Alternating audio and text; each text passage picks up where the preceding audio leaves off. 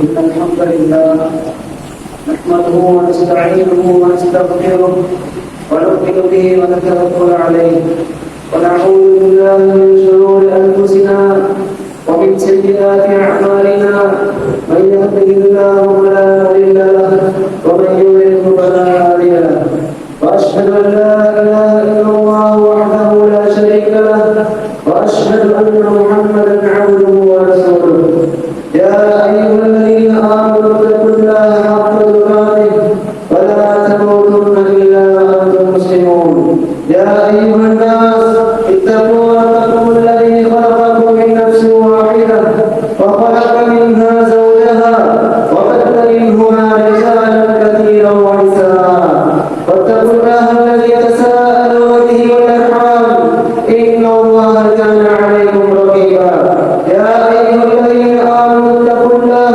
وقولوا قولا سديدا يصلح لكم أعمالكم ويغفر لكم ذنوبكم ومن يطع الله ورسوله فقد فاز فوزا عظيما أما بعد فإن أصدق الحديث كتاب الله وأحسن الهدي هدي محمد صلى الله عليه وسلم وشر الأمور محدثاتها وكل محدثة بدعة وكل بدعة ضلالة وكل ضلالة في النار. வார்த்தைகளிலே சரியானது அல்லாஹ்வுடைய வார்த்தைகளாகிய குர்ஆன் என்றும், வழிகாட்டுதல்களிலே சரியான வழிகாட்டுதல், சிறந்த வழிகாட்டுதல், எந்த நேரத்திலும் எந்த விதமான அச்சமுமின்றி பின்பற்ற தகுதியான வழிகாட்டுதல் அன்னலார் பெருமானார் ஸல்லல்லாஹு அலைஹி வஸல்லம் அவருடைய வழிகாட்டுதல் என்றும், மார்க்கத்திலே எவைகளெல்லாம் புதிதாக உருவாக்கப்படுகின்றதோ அவைகள் அனைத்தும் பிதஅத்கள் அனைத்தும் வழிகேடுகள் அனைத்தும் ஓர் அடியானை நாளை மறுமையிலே நரகிப்பால் இட்டு செல்லும் என்ற அன்னலாருடைய பொன்மொழியை உங்களுடைய உள்ளங்களிலே ஆழமாக பதிவு செய்ய நான் கடமைப்பட்டிருக்கின்றேன். புனிதமிக்க ஜும்ஆவுடைய கடமையை நிறைவேற்றுவதற்கு இறை இல்லத்திலே ஒன்று கூடியிருக்கும் பேரன்பிற்கினிய இஸ்லாமிய சகோதரர்களே, அல்லாஹ்வின் நல்லடியார்களே, அல்லாஹ்வும் அல்லாஹ்வுடைய தூதரும் இந்த உலகத்திலே நமக்கு எவைகளை எடுத்து நடக்கும்படி ஏவி இருக்கின்றார்களோ அவைகளை கடைபிடித்தும், எவைகளை விட்டு விலகி வாழும்படி எச்சரிக்கை செய்திருக்கின்றார்களோ, தடை விதித்திருக்கின்றார்களோ அவைகளை விட்டும் முழுமையாக விலகி வாழ்ந்து கொள்வோமாக. அன்புக்கணிய இஸ்லாமிய சகோதரர்களே, அல்லாஹ்வின் நல்லடியார்களே, அல்லாஹ் தஆலா இந்த உலகத்திலே மனித படைப்பினை சிறந்த படைப்பாக, சிறப்பான படைப்பாக படைத்திருக்கின்றான். அந்த மனிதர்களுக்காக இந்த உலகத்தை மனிதன் விரும்பக்கூடிய அமைப்பிலே, மனிதனுடைய ஆசைகளை நிறைவேற்றிக் கொள்ளக்கூடிய அமைப்பிலே இந்த உலகத்தை படைத்திருக்கின்றான். மனிதனுடைய கண்ணுக்கு இந்த உலகத்தை அலங்காரமானதாக படைத்திருக்கின்றான். ஒருவர் விரும்பக்கூடியதாக, இன்னும் உலகத்தில் உள்ளக்கூடியவைகளை விரும்பக்கூடியதாக, அதில் இருக்கக்கூடிய இன்பங்களை அடைந்து கொள்ள முடியுமான அளவுக்கு இந்த உலகத்தை மனிதனுக்காக வேண்டிய அலங்காரமாக படைத்திருக்கின்றான்.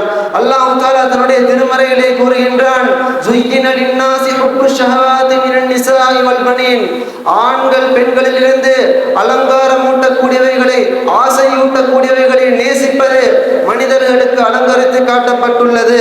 வல்கனாதீரில் முகந்தரத்து மினத்தஹபி வல்ஃபித்தா, தங்கம் வெள்ளி போன்றவைகளில் பெரும் குவியல்கள் மனிதர்களுக்கு அலங்கரித்து காட்டப்பட்டுள்ளது. வல்கைலில் முஸவ்வமா, அழகான குதிரைகள், வல் அன்ஆமி வல் அர்த், இன்னும் கால்நடைகள், விளைநிலங்கள் போன்றவைகள் மனிதனுக்கு அலங்கரித்து காட்டப்பட்டுள்ளது. ذَلِكَ مَتَاعُ الْحَيَاةِ الدُّنْيَا. இது இந்த உலக வாழ்க்கையின் சுகபோகம். வல்லாஹு இன்தஹு ஹுஸ்னுல் மஆப். அல்லாஹ்விடத்திலே தான் அழகான நீளுமிடம் இருக்கின்றது என்பதாக அல்லாஹ் தஆலா தன்னுடைய திருமறையிலே கூறுகின்றான். அன்புக்குரிய இஸ்லாமிய சகோதரர்களே, அல்லாஹ் தஆலா இந்த உலகத்திலே ஒரு ஆணை பெண்ணுக்கு விரும்பக்கூடிய விதத்திலே அலங்காரமானவனாக படைத்திருக்கின்றான். அதே போன்று ஒரு பெண்ணை ஆண் விரும்பக்கூடிய அமைப்பிலே அலங்காரமானவனாக படைத்திருக்கின்றான். எனவே தான் இந்த உலகத்திலே ஒவ்வொரு பொருளும் மனிதன் விரும்பக்கூடிய அமைப்பிலே, மனிதன் ஆசைப்படக்கூடிய அமைப்பிலே அல்லாஹ் தஆலா படைத்திருக்கின்றான். என்னதான் இப்படி உலகத்தை அல்லாஹ் படைத்திருந்தாலும் உலகத்தை பற்றி என்ன தெரியுமா அல்லாஹ் கூறுகின்றான்? உலக ஆசைகளை பற்றி, உலக வாழ்க்கையை பற்றி அல்லாஹ் என்ன தெரியுமா கூறுகின்றான்? இஅலமு, நீங்கள் அறிந்து கொள்ளுங்கள், அன்னமல் ஹயாத்துத் துன்யா லஐபுன் வலஹுன் வஸீனத்துன். இந்த உலக வாழ்க்கை என்பது வெறும் வீணும் விளையாட்டும் அலங்காரமானதும், வதஃபாஹுரும் பைனக்கும், உங்களுக்கு மத்தியிலே பெருமை, உங்களுக்கு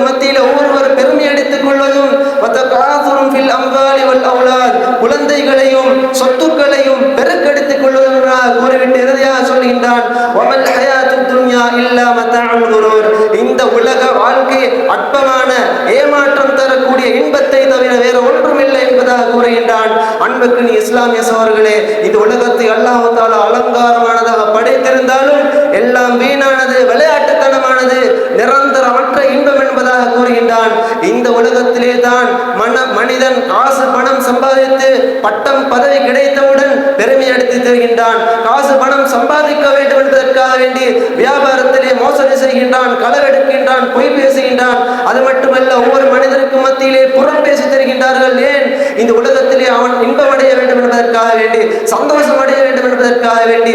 எல்லாம் அற்பமானது என்று அல்லாஹ் கூறியிருந்தாலும் இந்த உலகத்தில் இருக்கக்கூடிய அந்த அற்பத்தை அடைவதற்காக வேண்டிதான் இந்த உலகத்திலே மனிதன் வாழ்ந்து கொண்டிருக்கின்றார்கள். அன்புக்கு இஸ்லாமிய சோர்களே, இந்த உலகத்தை நாம் பயந்து கொள்ள வேண்டும், தக்வாவோடு வாழ வேண்டும். அல்லாஹ்வுடைய தூதர் ஸல்லல்லாஹு அலைஹி வஸல்லம் அவர்கள் சொல்கின்றார்கள், இன்ன துன்யா ஹுல்வத்துன் ஹதிரத்துன், இந்த உலகம் இனிமையானது, பசுமையானது. வ இன்னல்லாஹ முஸ்தக்லிஃபுகும் ஃபிஹா, அல்லாஹ் தஆலா இந்த உலகத்திலே உங்கள் ஒவ்வொருவரையும் பொறுப்பாளியாக நியமித்திருக்கின்றான். ஃபயன்துர் கைஃப தஅலமுன், நீங்க எப்படி வாழுகின்றீர்கள் என்பதை அல்லாஹ் பார்த்து கொண்டிருக்கின்றான், எப்படி செயல்பட்டு கொண்டிருக்கின்றீர்கள் என்பதை அல்லாஹ் பார்த்து கொண்டிருக்கின்றான். அதே போல சொன்னார்கள், ஃபத்தகு துன்யா, உலகத்தை பயந்து கொள்ளுங்கள், வத்தகுன் நிசா, இன்னும் பெண்களை பயந்து கொள்ளுங்கள். ஃபஇன்ன அவ்வல ஃபித்னதி பனி இஸ்ராயில், என்றால் பனு இஸ்ரவேலருடைய முதலாவது ஃபித்னா கானத் ஃபின் நிசா, பெண்களுடைய விஷயத்திலே தான் இருந்தது என்பதாக அல்லாஹ்வுடைய தூதர் ஸல்லல்லாஹு அலைஹி வஸல்லம் அவர்கள் நமக்கு சொல்கின்றார்கள். அன்புக்கு இஸ்லாமிய சகோதரர்களே, இந்த உலகத்தை எல்லாம் எப்படி படைத்திருந்தாலும் இந்த உலகத்தினுடைய விஷயத்திலே நானும் நீங்களும் கவனமாக இருந்து கொள்ள வேண்டும். அதனால் தான் ஸல்லல்லாஹு அலைஹி வஸல்லம் அவர்கள் சொன்னார்கள், உலகத்தை பயந்து கொள்ளுங்கள் என்பதாக. உலகத்திலே அலங்காரம் தரக்கூடிய எல்லா விடயத்தின் மூலமாக, உலகத்தில் நமக்கு ஆசை தரக்கூடிய எல்லா விடயங்களின் மூலமாக நாம் அவைகளை அடைந்து கொள்ள வேண்டும் என்று ஆசைப்படுகின்றோம் என்று சொன்னால் அது சில வேளை அல்லாஹ்வையும் அல்லாஹ்வுடைய தூதர் சொன்னவைகளை விட்டும் நம்மை தூரமாக்கிவிடும். உலக ஆசைகளின் மூலமாக மார்க்க விஷயத்தை விட்டும் நம்மை தூரமாக்கிவிடும். இதனால் தான் ஸல்லல்லாஹு அலைஹி வஸல்லம் அவர்கள் ஃபத்தகு துன்யா என்றார்கள், உலகத்தை பயந்து கொள்ளுங்கள் என்பார்கள்.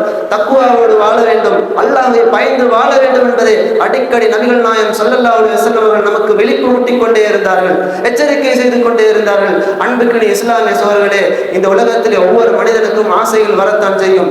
அல்லாஹ் தஆலா அப்படித்தான் மனிதனுடைய உள்ளத்தை படைத்திருக்கின்றான். இதில் எந்த ஒருவருக்கும் மாற்று கருத்து கிடையாது.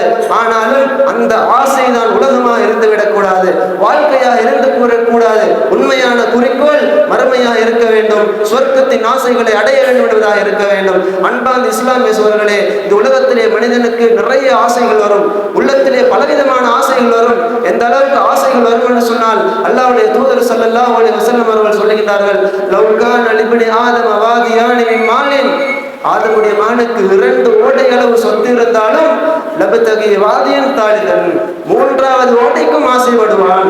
அந்த அளவுக்கு ஆசை. 2 வீடு இருக்கின்றது, அது மத்தல்ல, இன்னொன்று தேவை. 2 வாகனம் இருக்கின்றது, இன்னொன்று தேவை. இப்படி ஆசைகள் நிறைந்து கொண்டே செல்லும். வலா யம்லஉ ஜௌஃப ஆதம இல்ல துராப், ஆதமுடைய மகனுடைய வாயை மண்ணை தவிர வேற ஒன்றும் நிரப்பாது. அப்ப அவனுக்கு மரணம் வரணும், அவனுடைய ஆசைக்கு முற்றுப்புள்ளி வர, அவனுடைய ஆசைகளுக்கு முடிவு வர அவனுக்கு மரணம் வரும். அந்த அளவுக்கு அவனுடைய ஆசைகள் நீடித்துக் கொண்டே செல்கின்றது.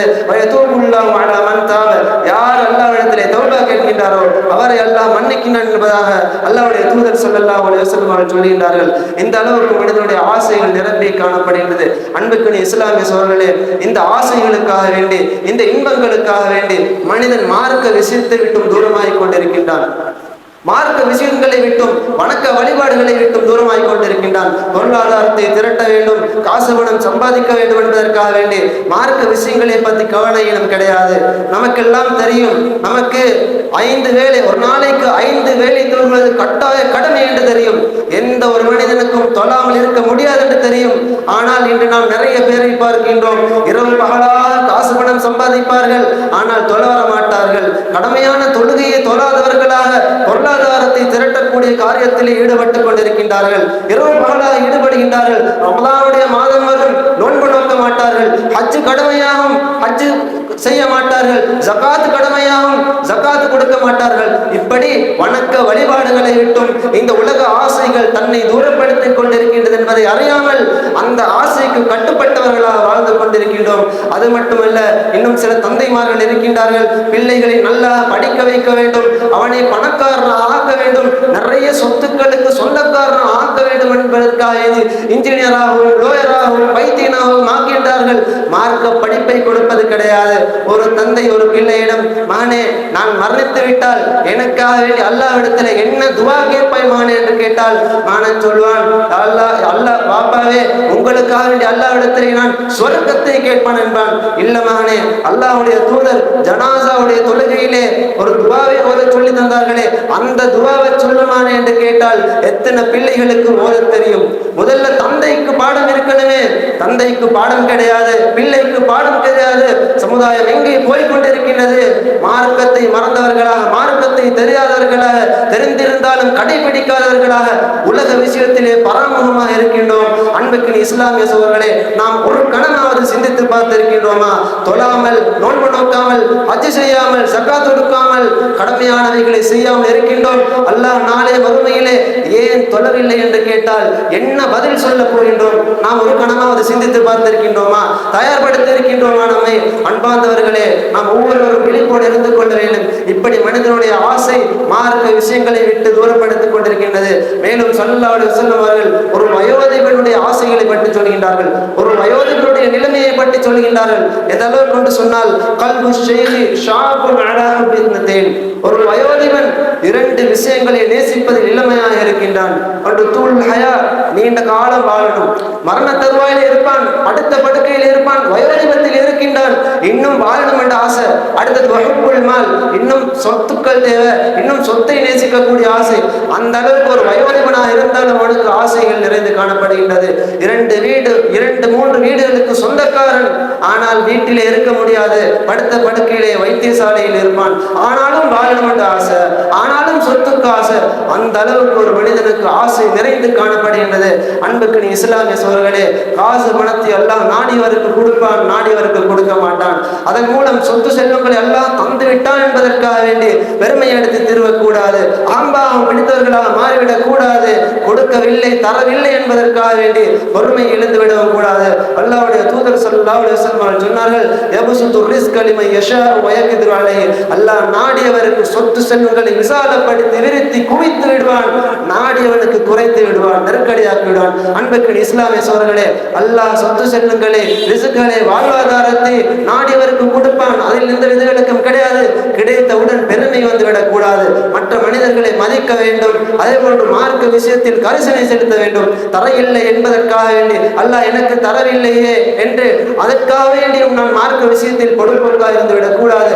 அன்புக்கு இஸ்லாமிய சகோதரர்களே, என்று சொன்னால் இந்த உலகத்தில் நாம் விரும்பக்கூடிய ஒவ்வொன்றும் காசு பணம் சம்பாதிப்பது மட்டுமல்ல, சொத்து சுகங்களை சேகரிப்பது மட்டுமல்ல, இன்னும் மனிதனுடைய உள்ளத்திலே பல ஆசைகள், எண்ணங்கள் தோன்றும். அந்த ஆசைகள் சில வேளை பாவமாக இருக்கலாம். நல்லதை மட்டும் ஒரு மனிதன் சிந்திப்பானா? பாவமான காரியத்தையும் சிந்திப்பான். ஏனென்று சொன்னால் சைத்தான் இருக்கின்றானே, அவன் ஒரு பாவத்தை மனிதனுக்கு அலங்கரித்து காட்டுவான். ஒரு பாவமான செயலில் இருக்கக்கூடிய இன்பத்தை அவனுக்கு அலங்கரித்து காட்டுவான்.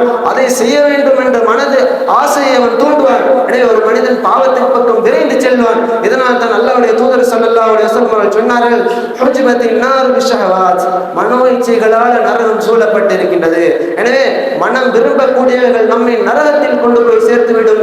நாம் அதிகம் கவனம் செலுத்த வேண்டும். நான் விரும்பியது அல்லாஹ்வுக்கும் ரசூலுக்கும் விரும்பக்கூடியதா, அவர்கள் விரும்பக்கூடியதா, அவர்கள் செய்ததா, நான் இதை செய்தால் அவர்களுக்கு மாற்றம் செய்தவர்களாக நாம் பாவத்தை சுமந்து விடுவேனா என்று நாம் ஒவ்வொரு நேரமும் சிந்திக்க வேண்டும். அன்புக்கு இஸ்லாமிய சகோதரர்களே, நாம் விரும்பக்கூடிய சிலவைகள் அது நல்லதாக அமைந்து விடாது, சிலவைகளை கெட்டவைகளாக, பாவங்களாக அமைந்துவிடும். அதே போன்று நாம் வெறுக்கக்கூடியவைகள் உண்மையிலே பாவமானதாக, கெட்டவைகளாக, நமக்கு பொருத்தமற்றதாக அமைந்து விடாது. அது நமக்கு பொருத்தமானதாக இருக்கும். அதை அல்லாஹ் தஆலா தன்னுடைய திருமறையிலே கூறுகின்றான், நீங்கள் ஒரு விடயத்தை வெறுப்பீர்கள், ஆனால் அது உங்களுக்கு நல்லதாக இருக்கும், ஆனால் நீங்க வெறுப்பீர்கள். நீங்கள் ஒரு விடயத்தை நேசிப்பீர்கள், ஆனால் அது உங்களுக்கு கெடுதியாக இருக்கும். எனவே நாம் விரும்பக்கூடியது நமக்கு கெடுதியை தரக்கூடியதாக, நமக்கு பொருத்தம் இல்லாததாக இருக்கும். நாம் வெறுப்பது நமக்கு நலவாக இருக்கும். அதே போல சொன்னார்கள், நீங்கள் அறிய மாட்டீர்கள், அல்லாஹ் அறிகின்றான் என்பதாக அல்லாஹ் தஆலா தன்னுடைய திருமறை அடிப்படையிலே கூறுகின்றான், இந்த உலகத்தை படைத்த அல்லாஹ்வுக்கு, உலகத்திலே நம்மை படைத்த அல்லாஹ்வுக்கு எதை நமக்கு தர வேண்டும் என்று தெரியாதா? எது நமக்கு பொருத்தம் என்பதை அல்லாஹ் நன்கு அறிகின்றான். எதை அந்த அடியானுக்கு எந்த நேரத்திலே கொடுக்க வேண்டும், எது பொருத்தம் என்பதை அல்லாஹ் அறிந்து சொத்து செல்வங்களை தருவான், வசதி வாய்ப்புகளை தருவான். அது அல்லாஹ்வுடைய நியதியின் கீழ் இருக்கின்றது. எனவே நம்முடைய விருப்பு வெறுப்புக்கு ஏற்றார் போல் இந்த உலகத்திலே வாழ்ந்துவிட முடியாது. இந்த உலகத்தில் எது நமக்கு அனுமதிக்கப்பட்டிருக்கின்றதோ அதன் அடிப்படையில் தான் வாழ வேண்டும். எது தடை விதிக்கப்பட்டிருக்கின்றதோ அதை செய்ய முடியாது. உலகத்திலே நம்முடைய சுய விருப்பப்படி வாழ்ந்துவிட முடியாது. எது ஹலாலாக இருக்கின்றதோ அந்த ஹலாலை செய்யலாம், எது ஹராமாக இருக்கின்றதோ அதை செய்ய முடியாது.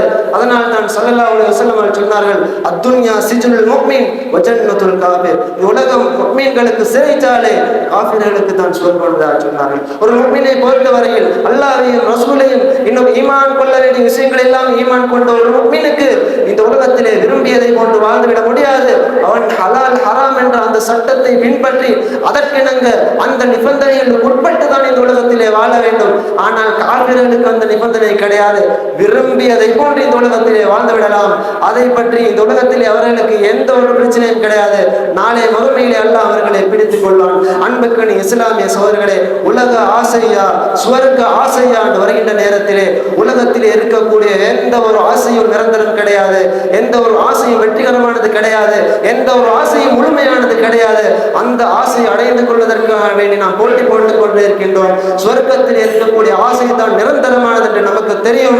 ஆனால் அந்த ஆசையை அடைந்து கொள்வதற்காக வேண்டி இந்த உலகத்திலே எப்படி வாழ வேண்டும் என்பதை மறந்தவர்களாக ஒடுப்பவர்களாக இருக்கின்றோம். எனவே அன்புக்கு இஸ்லாமிய சகோதரர்களே, அந்த ஆசைகளில் நாம் பராமுகமாய் விடாமல், வணக்க வழிபாடுகளில் நாம் தூரமாகி விடாமல், அல்லாஹ்வும் ரசூலும் நமக்கு எப்படி வாழ சொன்னார்களோ அப்படி இந்த உலகத்திலே வாழ்வதற்கு நாம் ஒவ்வொருவரும் கடமைப்பட்டிருக்கின்றோம்.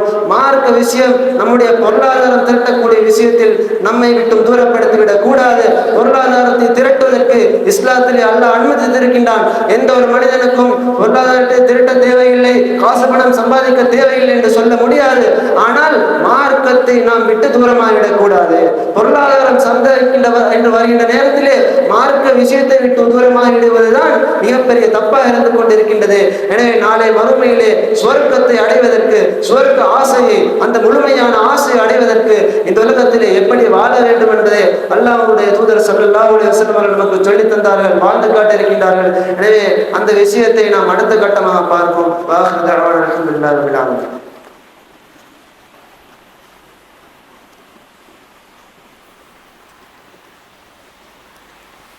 அல்ஹம்துலில்லாஹி ரப்பில் ஆலமீன். والصلاة والسلام على نبينا محمد وعلى آله وصحبه أجمعين. أما بعد. அன்புக்கணிய இஸ்லாமிய சகோதரர்களே, அல்லாஹ்வின் நல்லடியார்களே, இந்த உலகத்திலே அல்லாஹ் தஆலா மனிதனை சிறந்த படைப்பாக படைத்துவிட்டு இந்த உலகத்திலே நிறைய இன்பங்களையும் சந்தோஷங்களையும் மனிதனுக்காக அல்லாஹ் வைத்துவிட்டு இந்த உலகம் அற்பமானது என்று கூறியிருக்கின்றான். எனவே இந்த உலகத்திலே இருக்கக்கூடிய எந்த ஒன்றும் நிரந்தரம் கிடையாது. மறுமையிலே நமக்கு அல்லாஹ் தரவிருக்கக்கூடிய சுவர்க்கத்தில் கிடைக்கக்கூடியதான் எல்லாம் பரிபூர்ணமானது, அதுதான் வெற்றிகரமானது. சுவர்க்க ஆசைதான் நிரந்தரமானது. எனவே அந்த ஆசையை அடைந்து கொள்வதற்கு நபிகள் நாயகம் ஸல்லல்லாஹு அலைஹி வஸல்லம் அவர்கள் எவ்வாறு வாழ்ந்து காட்டினார்கள், எப்படி வாழச் சொன்னார்கள் என்பதை நாம் ஒவ்வொருவரும் ஒவ்வொரு கணம் சிந்தித்து பார்க்க கடமைப்பட்டிருக்கின்றோம். என்று சொன்னால் இந்த உலகத்திலே நாம் வாழ்கின்ற காலத்திலே காசு பணம் என்று சொல்லி மார்க்க விஷயத்தை விட்டு தூரமாகிக் கொண்டிருக்கின்றோம். சொத்து செல்வங்கள் தான் எல்லாம் என்று நினைத்துக் கொண்டிருக்கின்றோம். ஆனால் அல்லாஹ்வுடைய தூதர் ஸல்லல்லாஹு அலைஹி வஸல்லம் சொன்னார்கள், லைஸல் கினா அன் கத்ரத்தில் அரதி. உண்மையான சொத்து செல்வம் எதென்று சொன்னால் வாழ்க்கை வசதிகள் அதிகமாக இருப்பதல்ல உண்மையான சொத்து செல்வம். வலாகின்னல் கினா கினன் நஃப்ஸி. உண்மையான சொத்து யாருக்கெல்லாம் போதும் என்ற மனம் இருக்கின்றதோ அதுதான் உண்மையான சொத்து என்பதாக சொன்னார்கள்.